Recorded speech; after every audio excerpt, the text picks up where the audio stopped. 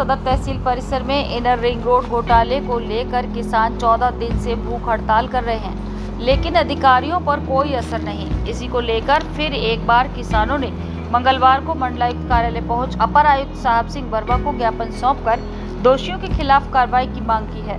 इस मौके पर किसानों में आक्रोश साफ दिखाई दे रहा था। वहीं भूख हड़ताल पर बैठे किसान नेताओं की हालत खराब होती जा रही है, लेकिन प्रशासन दोषी अधिकारियों के खिलाफ कार्रवाई करने को तैयार नहीं है।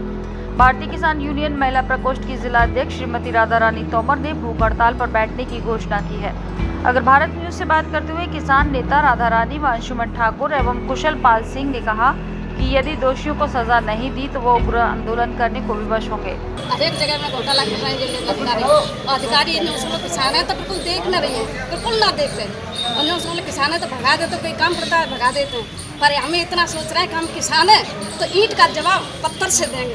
पीड़ित किसान है जिनकी आवाज को दबाने का प्रयास किया जा रहा है। श्याम सिंह चाहर भी किसान है जो बम्बा को पानी लगाता है और बम्बा को पानी लगाते लगाते इन चोरों से भी लड़ाई लड़ता है। 1 अरब 26 करोड़ का घोटाला स्टाम्प चोरी की गई है। अब सवाल इस बात का है कि अगर आम इंसान 1 रुपया का स्टाम्प चोरी करता है तो उसके लिए तो एडीएम प्रशासन नोटिस जारी कर देता है, और अगर इनके प्रशासन के अधिकारियों के रिश्तेदार स्टाम्प चोरी करते तो उनके लिए कोई कानून नहीं। तो हम यही तो कह रहे हैं कि जिस प्रकार से भारत को बांटने का प्रयास किया जा रहा है कि एक इंडिया होगी और एक भारत होगा, भारत में तो गांव के गरीब रहेगा और इंडिया में अमीर रहेगा, तो ये भारत को बांटने का जो षड्यंत्र और साजिश रची जा रही है वो इनकी कभी कामयाब नहीं होगी। और इसी विचारधारा को, हमारी जो विचारधारा आइडिया ऑफ इंडिया, एकदम विचारधारा से भारत को बचाएंगे, क्योंकि ये गांधी का देश है और भगत सिंह का देश है। यहाँ गांधी को भी मानने वाले लोग हैं और भगत सिंह को भी जानने वाले लोग हैं। लड़ाई चोरों के खिलाफ है, गलत व्यवस्थाओं के खिलाफ है, अधिकारों के लिए लड़ाई है। जिस तरीके से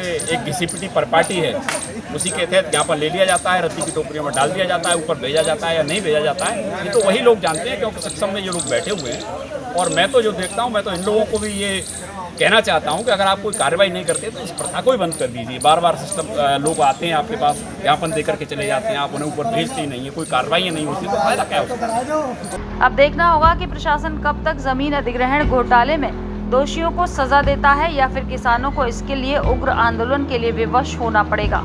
फिलहाल प्रशासन और वरिष्ठ अधिकारियों का मजबूत गठबंधन अब किसानों को नजर आने लगा है। अगर भारत न्यूज के लिए राजेश कुमार की रिपोर्ट।